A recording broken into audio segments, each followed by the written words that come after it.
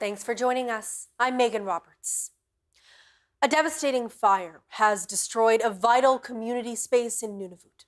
Flames engulfed Igloolik's arena early this morning. Widespread smoke forced the community's schools and health center to shut down, and the arena couldn't be saved. The CBC's Emma Tranter has our top story tonight. Igloolik's Chief Administrative Officer George Honek says the building is a total loss. We will not be able to recover. The whole building is going to have to come down. The arena not only contained the hockey rink, where a major tournament was planned to take place in April, but it also housed Igloolik's Artsirk performing arts space, called the Black Box. It's where young people gathered to play music and perform circus acts. It also offered daily programming for kids. Guillaume Saladin, its co-founder, says the loss is unthinkable. You know, we have a wall with all the flags, all the countries we traveled to over the years. And I was picturing this wall of flags burning, and I was just crying.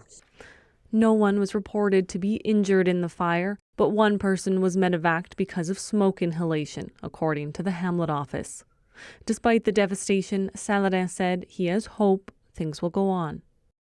Artsirk is not a place, it's the people. That's the good news. Artsirk is still there, and once all this fire is gone, we'll have time.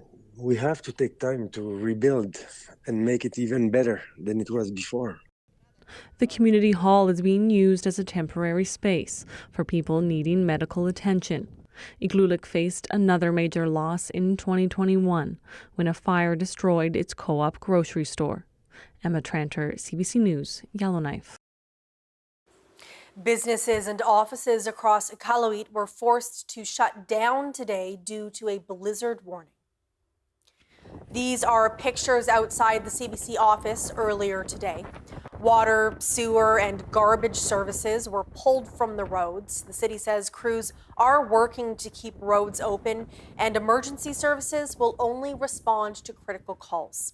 The City of Iqaluit's offices, recreational facilities, and the Government of Nunavut's offices are all closed. The forecast this evening calls for winds gusting up to 70 kilometers per hour, with an additional 5 to 10 centimeters of snowfall. High winds continue to cause intermittent power outages in the downtown core. The city is asking residents to take precautions. And it's not just Iqaluit experiencing this. In Clyde River, government offices and other businesses are also closed due to a blizzard warning there. Nunavut's Chief Public Health Officer has declared a tuberculosis outbreak in Arviat. The Department of Health says there are 2 cases with potential multiple exposures across different locations. It declared the outbreak because some cases had no known links to others, though it points out Arviat has had cases every year for the past 20 years. The community's mayor is encouraging residents to stay vigilant. No, there's no restrictions in place for this outbreak, and the Department of Health, the CPHO, is being cautious on the approach. And currently there's no restrictions, as it is not like COVID where it can spread rapidly. It spreads much slower, but we are asked to be vigilant and be cautious. Health officials with support from the Canadian Red Cross have been testing on the ground. Anyone who's been exposed to an active TB case or is experiencing symptoms is advised to call the Arviat Health Centre. Symptoms include a cough lasting more than 3 weeks, fatigue, loss of appetite, or fever. The former CEO of the Dene Sulin Corporation has been ordered to transfer a property back to the First Nation-owned company. Ron Barlas is accused of misappropriating money from the Lutsulke company. The First Nation alleges he used some of that to buy properties in Yellowknife. The CBC's Nadir Hashmi reports. Last year, a judge found that Barlas abused his position as CEO of Lutsulke Dene First Nation's business arm. Barlas appealed the decision. He also asked for a stay on transferring ownership of the disputed properties until the appeal was heard. The lawyers of the Dene Sulin Corporation argued that they should be transferred immediately. There are 3 properties, one on Curry Drive, the house on Niven Drive that Barlas lives in, and a cabin. They're collectively valued at over $2 million. In December, a judge ordered the transfer of the cabin while deferring the rest. Today, the Court of Appeal ordered the Curry Drive property's ownership to be transferred to the corporation. Toby Kruger is a lawyer representing the Dennis-Illinois Corporation and several LKDFN companies. He said this will allow that property to be sold off or leased as needed. Kruger also told the court that an agreement has been reached to hold off on the Niven Drive property. Under the agreement, Barlas can stay in the house until his appeal is heard. That is tentatively scheduled to happen in April. Nadir Hashmi, CBC News, Yellowknife. All of Canada's premiers are in Washington for the latest Canadian campaign against Donald Trump's tariff threat. And the federal government is busy lobbying as well. The CBC's Katie Simpson has the latest. Canada's premiers capping their trip to Washington, their trade mission, with some FaceTime at the White House, meeting with some senior staffers as they push Canada's anti-tariff message. That's really been the focus for Canada's premiers over the past couple of days, holding a number of meetings with American lawmakers, particularly some influential Republicans, as well as some business leaders, as they really try to work a coordinated effort to try and convince the Trump administration to steer away from imposing any tariffs on Canada. It was a similar message from Canada's finance minister and Canada's ambassador to the United States. They too held a meeting at the White House today, meeting with Howard Lutnick, who is Donald Trump's incoming Commerce Secretary. We started the conversation by discussing our shared priorities around border security and the fight against fentanyl. We also discussed, obviously, our concern around steel and aluminum tariffs and the president's comments earlier this week. But we also agreed to continue the conversations and to be in touch over the next number of days. One thing that Canada's ambassador to the U.S., Kirsten Hillman, really picked up on is the fact that Americans in this moment, they are aware of some of the frustrations Canadians are feeling in this moment, whether it comes to Donald Trump's comments about Canada becoming the 51st state or the overall threat to the Canadian economy. Canadians were reacting strongly and in a unified way in the face of a lot of uncertainty coming out of Washington. And I know not just in discussions with the administration, but folks on Capitol Hill, that they have seen this, those who are paying attention to the Canada trade issue. And so my sense is that we didn't need to really, pound the table on that. We can refer to it lightly because it's well understood. Coming out of these meetings, no one is expecting a breakthrough moment, any sort of deal to be reached. It's all about the cumulative effect of meeting after meeting after meeting, trying to influence senior officials in the White House to try and convince the president himself to reverse course. Katie Simpson, CBC News, Washington. Another trade tactic at play right now is the removal of barriers in our own country. There are a number of rules that prevent provinces and territories from easily trading with one another. And there's big political momentum to change that. The Northwest Territories has a central role in the conversation. NWT Minister Caitlin Cleveland is the current chair of the Committee on Internal Trade, a body responsible for internal trade within Canada. We spoke earlier about the committee's progress and how it could all affect the territories. Minister, thank you for being here today. Thank you so much for having me. So first, can you give us an update on the Committee on Internal Trade's work? How close is it to removing barriers? Absolutely. No, thank you for the question. So we were able to have a meeting with the committee on January 31st in Toronto. It was the first urgent and emergency meeting of the Committee on Internal Trade that has been called across Canada. And every single jurisdiction was at the table, which was incredibly impressive. And I can say that I'm very proud of my colleagues at the table because everybody came to the table with a lot of intent to do good work. People were ready to get creative. People were ready to make change on behalf of Canadians across the country. And so I left that meeting feeling incredibly energized and very, very proud to be part of the team. Yeah, I want to talk more about that feeling of being energized, because this is something that, people have tried to do in the past to reduce these barriers. There are still a lot of trade barriers that exist within Canada. That being said, we're in a pretty unique political situation right now. So do you think this time it might be different, and why might it be different? I think there's a lot of political will at the table. What I heard from people around the table was that really this is a nation building opportunity and an opportunity to do good work on behalf of all Canadians. So it was everything, the conversation was around everything from being able to work together on where each jurisdiction is seeing opportunities. So whether that is through labor mobility or through mutual recognition, and then also opportunities to kind of look at some of the exemptions within the Canadian Free Trade Agreement that we have held on to as jurisdictions. But it was also a really good opportunity to understand where everybody is coming from around the table.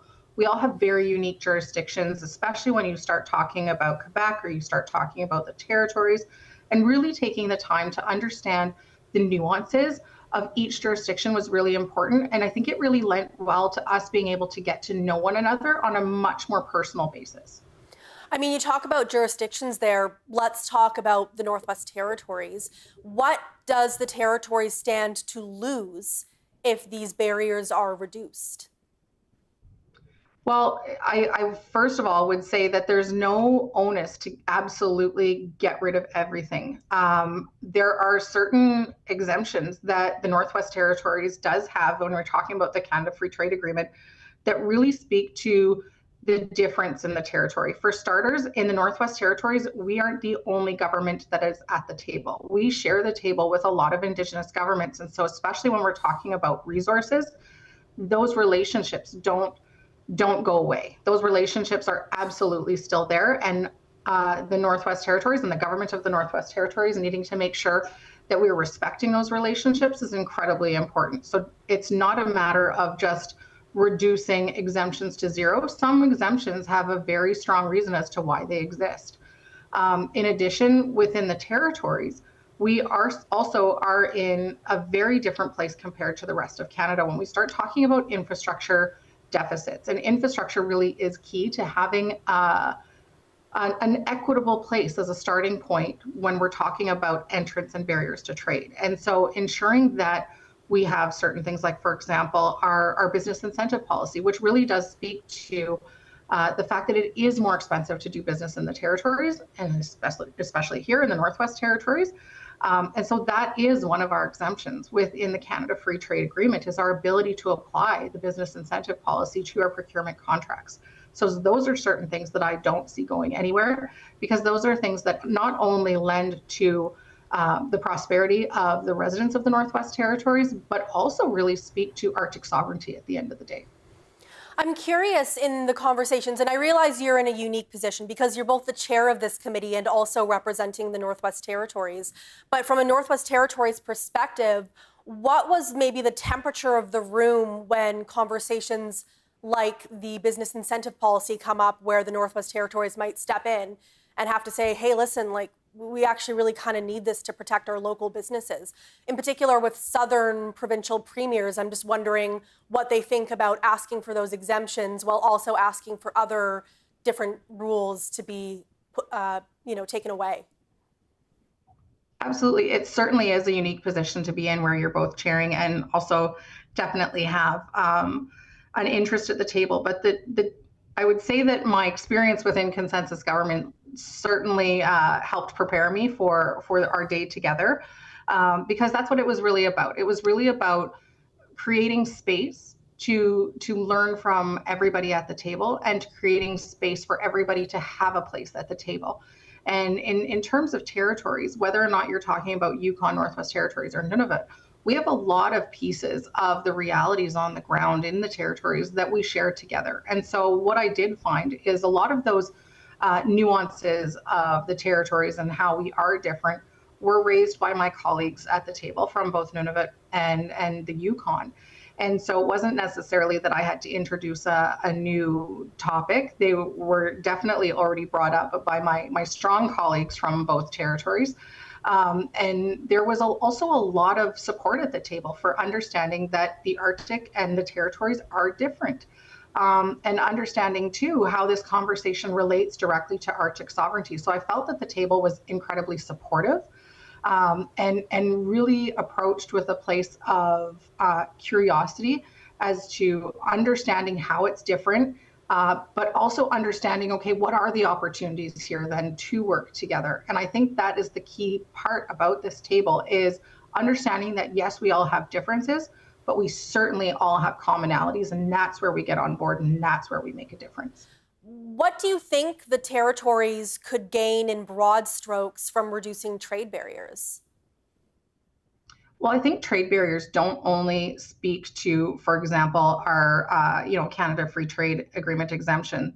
There's also trade barriers that are found in things like mutual recognition, and then also labor mobility. And so some of the work around mutual recognition, I think, is incredibly important, because that's where we start to harmonize our regulatory environment across the country. So that a great example of that is when the trucking industry is traveling from BC to Nova Scotia, or from Manitoba up to the Northwest Territories, Alberta up to the Northwest Territories. They're not having to travel through 13 or so different regulatory environments that change the rules as they go. So the more that we can align when it comes to our regulatory environment and understand some of the nuances around, for example, winter tires, then we're going to be in a better place to reduce some of those barriers of trade and really work together as a nation. Okay. When does the Committee on Internal Trade next meet, and what do you think will happen when it does?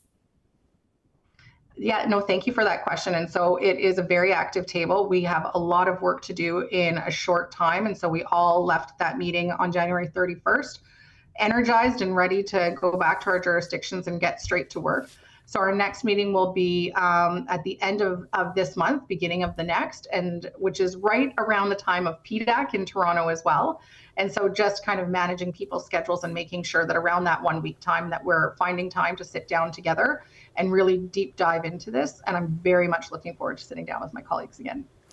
And just one more question. Federal Minister Anita Anand had mentioned that she thinks trade barriers could come down within a month, and she said that at the beginning of February. So if the committee is meeting again, at the beginning of March, would be a month from that statement from the federal minister. Do you think that's a realistic timeline for some movement on this issue? Absolutely. So our goal from our previous meeting was to set ourselves a deadline of March 1st to come back to the table, or the deadline of March 1st for that work, to be able to come back to the table and share what we have done as independent jurisdictions, to be able to then create a game plan to share our work with Canadians after that meeting, and also start implementing some of these pieces. Now, when I talk about harmonization of regulatory environments, some of that will have implications, as you know, to legislation. And so making sure that we are going about this in a way that that speaks to legislation and speaks to people's timelines on that is also really important, but not everything is tied to that. And so the goal here is to be as responsive as possible, and also set a plan so that we know what's going to happen when, and that we can be continuing that momentum and that energy that we saw at our last meeting. Minister, thank you so much for your time today and getting into this issue. I really appreciate it. Thank you so much. Very much appreciate your time, and thank you for asking questions. Yukon First Nations Wildfire is expanding its Warrior program to Teslin. The program connects youth with local employers, but it's not necessarily about getting people into wildland firefighting. Participants learn skills like resume writing and financial literacy. Organizers say the program was born out of need. After working with youth and training youth to be on our wildfire crews, we found that, there was a need to do something else. And training and working with people is a big part of our job, and it's something that we excel at and we really enjoy doing. So we saw a need to do something elsewhere, and that's kind of where the Warrior program was born. The Warrior program will start February 24th in Teslin, and Yukoners between the age of 16 and 30 can apply.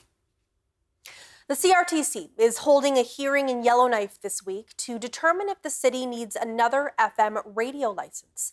Both Cabin Radio and Vista Radio are applying for one. It would be Vista Radio's second license. It already runs a station in Yellowknife. Cabin Radio, meanwhile, does not currently have an FM license. It runs a website and online radio station. Cabin Radio first applied for an FM license in 2019, but it was turned down.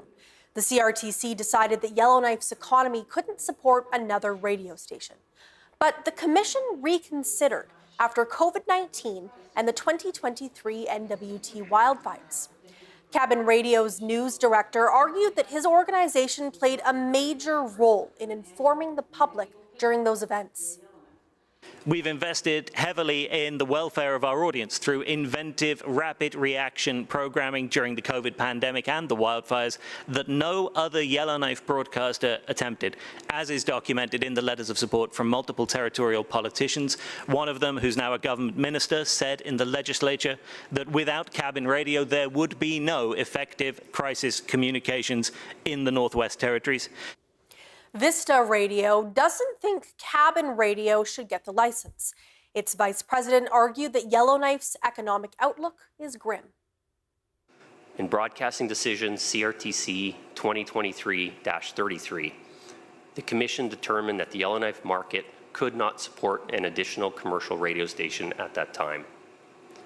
We strongly believe that this was the right decision. Since then, the economic indicators that informed that decision have worsened. Vista Radio argued that if the city does get another license, it should go to Vista Radio. It says that would reduce the economic impact. Williams argued his organization has contributed to a growing business sector in Yellowknife. Cabin Radio told CBC News there's no timeline as to when the CRTC will make its decision.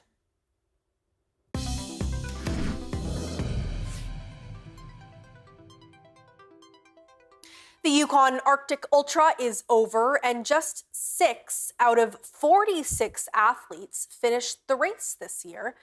The last racers crossed the finish line last night. Temperatures made for a tough race, with the mercury dropping into the -30s.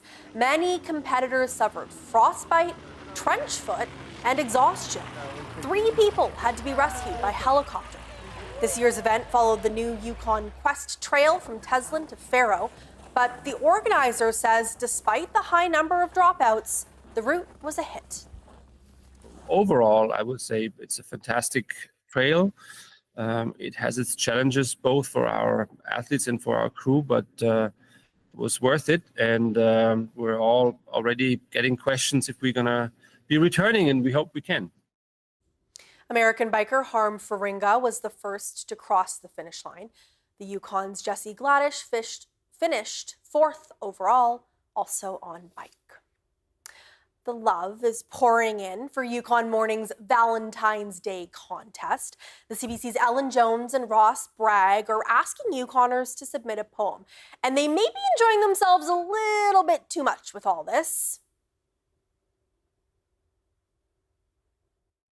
Hey there, we're back with our Valentine's Day contest where we asked our listeners to Yukonize that familiar Roses Are Red poem. We've got lots of entries. Yeah, boy, did everyone have fun with this one. Do you want to start, Ellen? Sure. Okay, so here's one. This came from Darlene and George in Marsh Lake. Your nose is red, your fingers are blue. Come sit by the fire and I'll snuggle with you. I have one from Mark Ritchie. Maple leaves are red, our lakes are blue. This Made in Canada card is full of love for you. You got another one, Ellen? Sure, yeah. I've got Ann Kennedy. She sent this one in. Cheeks in the winter are red. Toes in the winter are blue. Turn on the hot tub and join me for one drink, which will turn into 2. Ooh, steamy. I like this one from Jan McFadden. Rosebuds are red. Crocuses are blue. Exploring the SS Klondike is steamier with you. And one more. This one's kind of cheeky for sure. My cheeks are red. My toes are blue. It's 40 below, but I'm still hot for you. And it's not too late to submit a Valentine's poem and maybe stand a chance to win one of these coveted CBC Yukon toques. Just email yukonmorning@cbc.ca. Thanks everyone. I take it back. They're not having too much fun. They're having the exact appropriate amount of fun, and it's a super fun contest. I love hearing these. Next week is the season finale of North of North. The CBC comedy series follows a young Inuk mother on a journey to reclaim her life.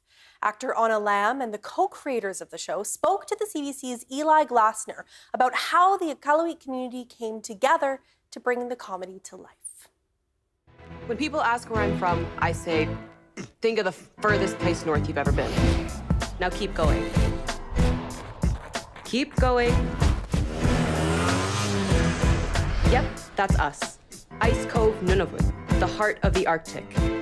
When they pitched the show North of North, they weren't sure it could be done, creating and filming an entire series in Iqaluit, a location with no production studio. And yet here we are now in Toronto for the premiere and a special celebration of this show centered around a young Inuk woman played by Anna Lam, an actor who grew up in Iqaluit and now has a starring role playing a character who she says isn't a stereotype but a very real woman. Siaya is messy girl representation. She is impulsive girl representation, and we need it. We love to see it because it's so real and it's so true, and it's been an incredible thing as well to see it go beyond Inuit women and Indigenous women and beyond Indigenous people. So many people find elements of Siaya that they love and that they feel empowered by. Most Southerners think we're and while all that's technically true, I am a modern Inuk woman. Now, the challenge for the showrunners of this show was doing all the things that needed to be done to make a series, but in a location, Iqaluit, where you have to bring everything. And so that meant that the community, the people of Iqaluit themselves, became essentially characters in the show, helping the production, helping North of North come to air.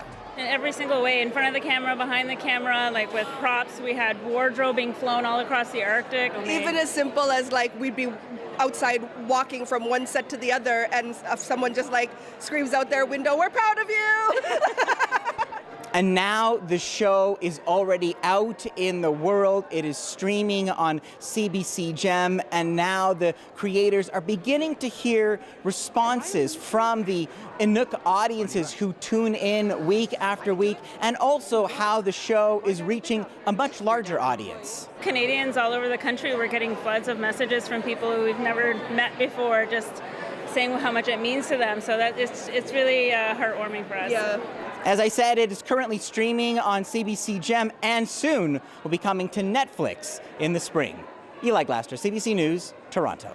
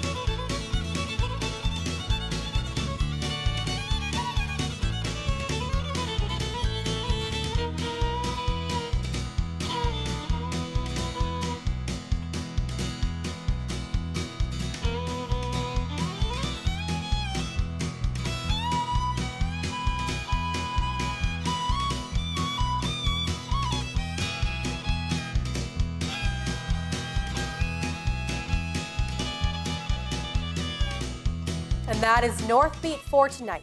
For news anytime, go to cbc.ca/north. Thank you for watching. I'm Megan Roberts. Have a good night.